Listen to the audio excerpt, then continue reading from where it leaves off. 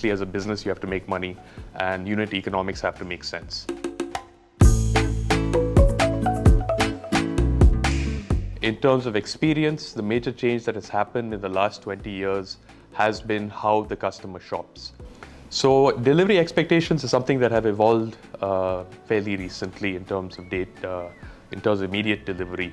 There are certain things, if you don't have, your stove is not working, you need a replacement, or you need it fixed within 2 hours. If it's not fixed within 2 hours, you don't have dinner ready. So that's an expectation that is there.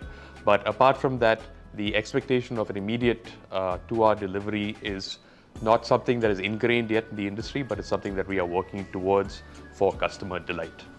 So customer experience and cost are not mutually exclusive. Obviously, as a business, you have to make money, and unit economics have to make sense. So how can we leverage technology in order to be able to supply to the customer fast, when they want it, what they want?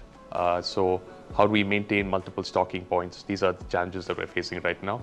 FARAI is part of our technology stack that allows us to operate our omni-channel network across 650 stores across the country.